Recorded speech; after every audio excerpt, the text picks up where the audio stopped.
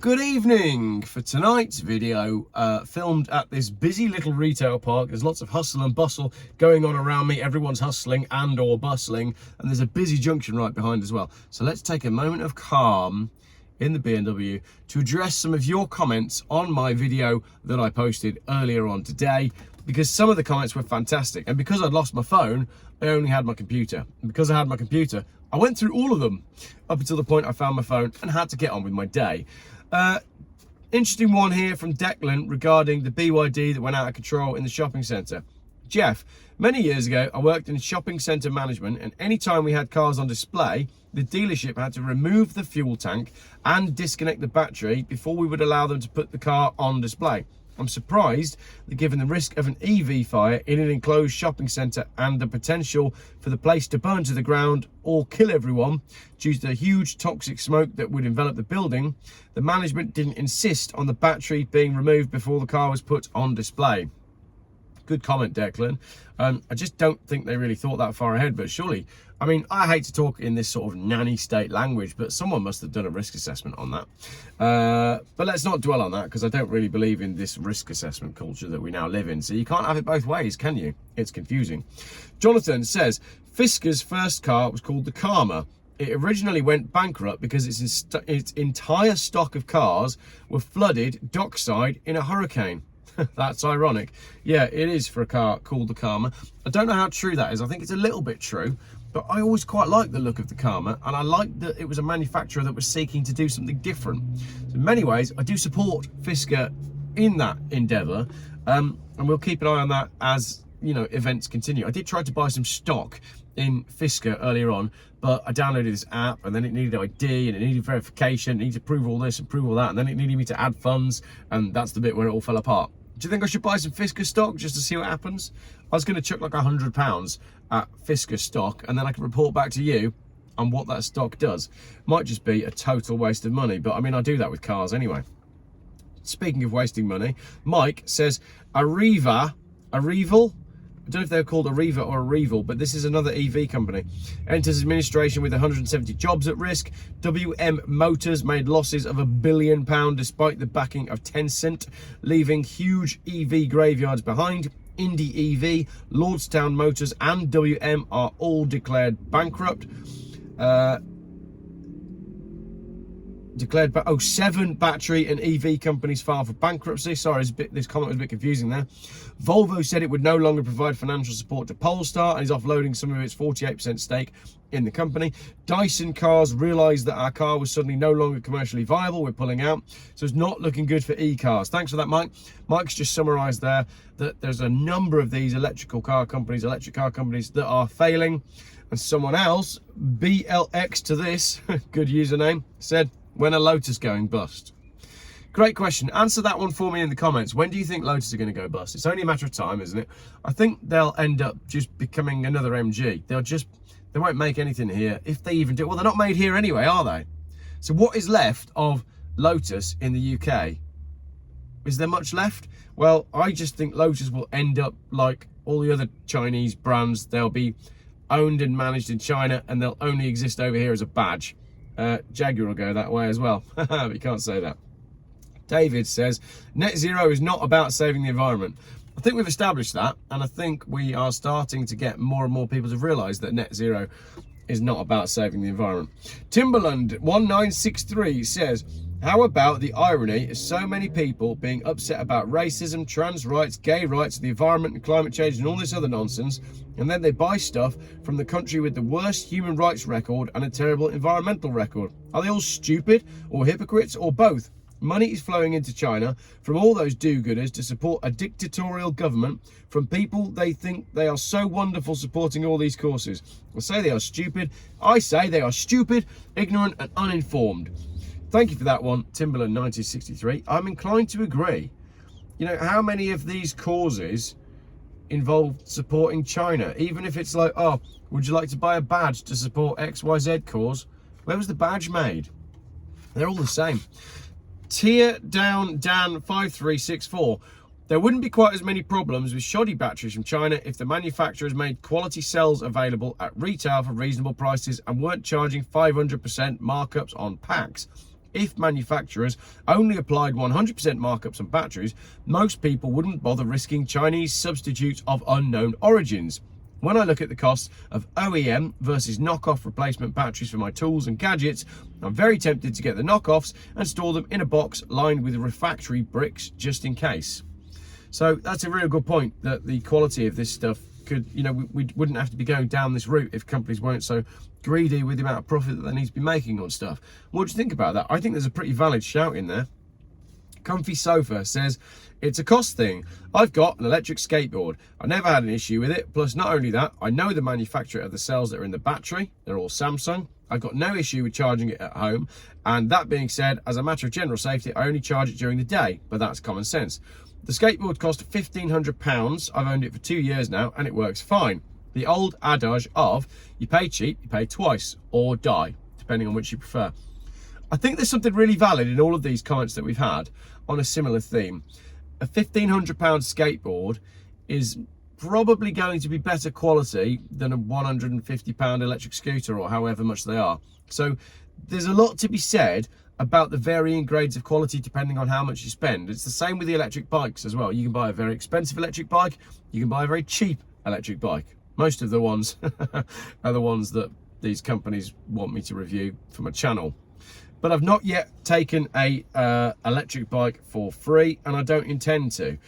But I think that's a good comment, because as well, I think there's a different type of consumer here. So Comfy Sofa, who's written this, has wanted an electric skateboard, has researched it, has clearly researched the manufacturer of the batteries and spent some money in order to do that. They haven't just bought an electric scooter off of Facebook Marketplace that's going to go to the skip next week. Different kind of consumer for a different kind of product. Pilot Animal 192, another bit of news. Greggs owner in jail for being a pedo. 15 years, knocked down to 8, don't buy Greggs. I didn't know about this, but this is true. The son of the chap that founded Greggs turned out to be a pedo. So everybody please stop shopping at Greggs. Not that you should be anyway, because the food is rubbish. Andrew White 986 says, my guess at the BYD starting thing is that the keyless fob was nearby and picked up the car's ECU. Must be. One salesman had the keyless fob in his pocket, and it's been close enough to the car for the kid to start the car. Could have easily been avoided, couldn't it, that? It was such an avoidable accident. Mr. David Ball, BYD burns your drive and now breaks your displays. I like that. Nice one, David, that's good. Throku says, you're British, Jeff, so you should know a billion is a million millions if you finish school. Americans can't pronounce the difference between a million and a milliard. But Mr. Me364 got involved on that one for me, thank you. That changed in the UK decades ago. The US billion is now the worldwide standard.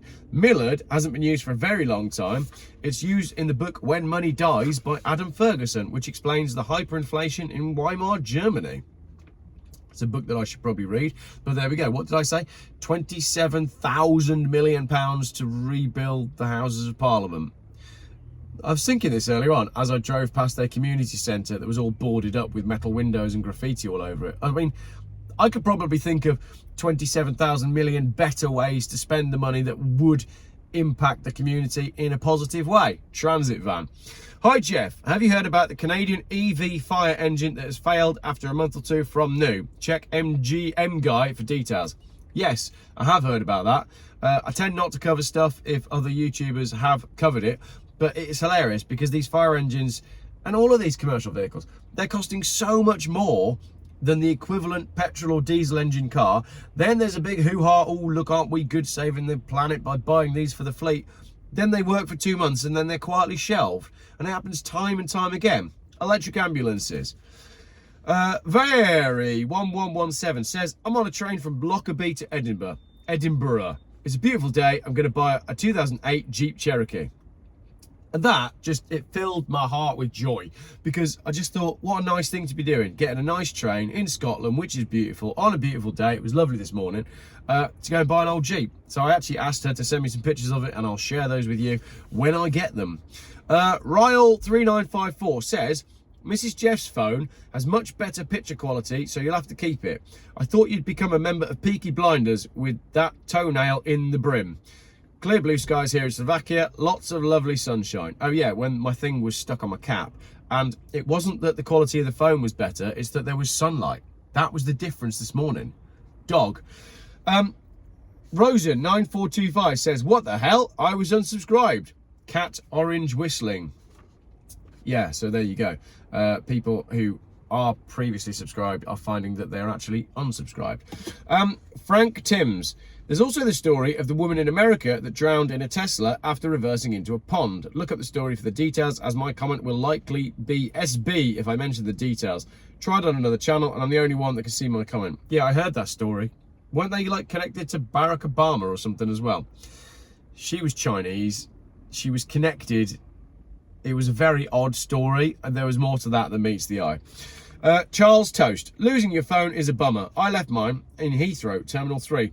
And my wife could see it on Find My Phone, but just outside the terminal, some airport worker had clearly picked it up, tried to get it working, but given up and thrown it in a bin, rather than handing it into lost property. Sorry to hear about your lost phone, but we did at least cut out the middle guy, because most mobile phones end up in landfill anyway, so at least yours went straight there. Bleachy Berserko 4191. Hi Jeff, cracking video again.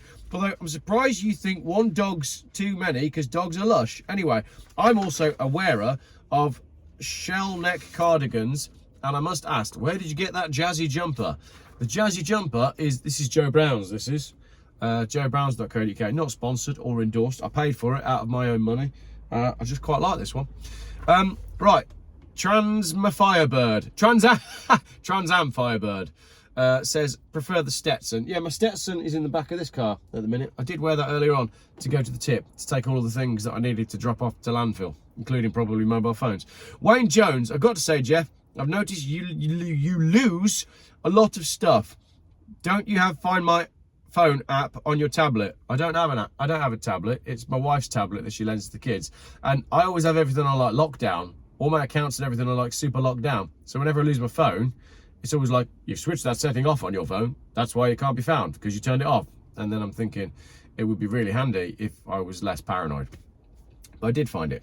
Last comment, Richard Fisher. Jeff, you are such a champion at losing stuff. I don't know how you do it. Have you lost any cars lately? We're going to conclude with a funny story because, Richard, I've only ever lost a car once. It's not my proudest moment and it's not a great memory. This is some years ago. I was going through a really dark patch in life, and I, at the time, was driving a Ford Fiesta Mark IV, might have been a Mark V, that I bought in auction, and it had no heating. It was a terrible car.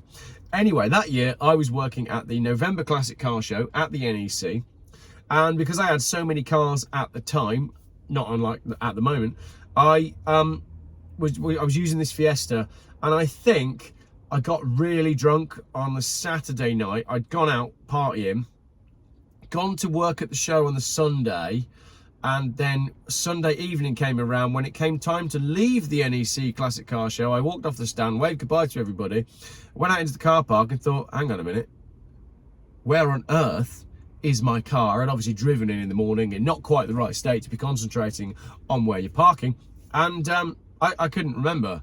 I was stressed through life anyway. We'd had a busy day. I was tired. I was hungover. I was hungry. It was freezing cold and pitch black dark. And if you know the NEC, I pretty much walked around all of it. I spent ages walking around trying to find that damn car, freezing. And like I said, the heaters didn't work. So when I finally got to my car, I was chilled to the core, and I couldn't warm up in the car anyway because the heaters didn't work. So there you go, Richard. I haven't lost any cars recently, but I did once lose one. Thank you very much, everybody, for staying with me on this relatively lazy Monday. Now I've got to go in there and buy a specific size spanner to do something with a gas canister. Sadly, I quite fancy a transit van. You could do anything in a transit van, can't you? Honestly, if you've got a transit van, you can get away with anything. Speaking of getting away with anything, I have got a video coming up about something that was seen on the motorway, but it's late now and it's time to go home, so I think we'll save that video for tomorrow. Have a great evening, everybody. Good night. Got signed off like a child's TV presenter. Now you sleep well.